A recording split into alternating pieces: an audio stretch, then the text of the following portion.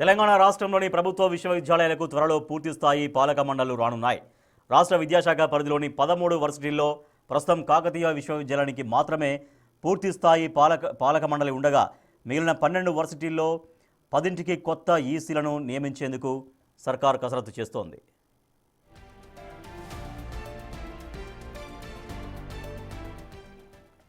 విశ్వవిద్యాలయాల్లో విధానపరమైన నిర్ణయాలు తీసుకునే ఈసీ గడువు ముగిసి 22 నెలలు కావస్తోంది.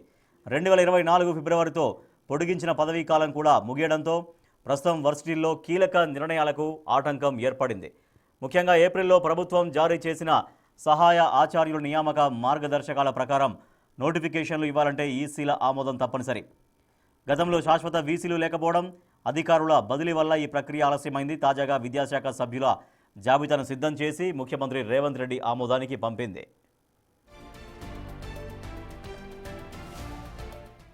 అంబేద్కర్ ఓపెన్ వర్సిటీలో 5గురు, సురవరం ప్రతాపరెడ్డి తెలుగు విశ్వవిద్యాలయం పాలక మండలిలో 7గురు, మిగిలిన వర్సిటీల్లో 9 మంది సభ్యులు ఉంటారు. వారిని క్లాస్ 2గా భావిస్తారు. ప్రభుత్వం నియమించాల్సింది వీరినే. అందులో వర్సిటీ పరిధిలోని ఏదైనా కళాశాల ప్రిన్సిపల్, సీనియర్ ఆచార్యుడు, అనుబంధ కళాశాలల నుంచి ఒక ప్రిన్సిపల్, విద్యావేత్తలు, ఇతర ప్రముఖులు ఉంటారు. వారికి అదనంగా క్లాస్ 1 కింద విద్యా, ఆర్థిక శాఖల కార్యదర్శులు, సాంకేతిక కళాశాల విద్యాశాఖ కమిషనర్తో పాటు వీసీ, రెక్టార్, రిజిస్ట్రార్ ఉంటారు.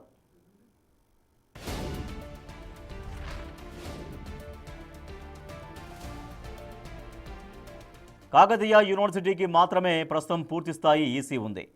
ఏడాది క్రితమే వీసీ నియామకం కోసం సెర్చ్ కమిటీ ఏర్పాటులో భాగంగా దీన్ని నియమించారు. మరోవైపు బాసరా, ఆర్జీయూకేటీకు శాశ్వత ఛాన్సలర్, వీసీలు లేరు. అలాగే కొత్తగా ఏర్పాటైన కొత్తగూడెంలోని ఎర్త్ సైన్సెస్ వర్సిటీకి కూడా ఇప్పట్లో ఈసీ వచ్చే అవకాశం లేదు. అంటే మహిళా వర్సిటీతో పాటు JNTUH, OU, Palamuru, Satavahana, Mahatma Gandhi, Telangana architecture, Ambedkar Telugu వర్సిటీలకు ఈసీలు రానున్నాయి.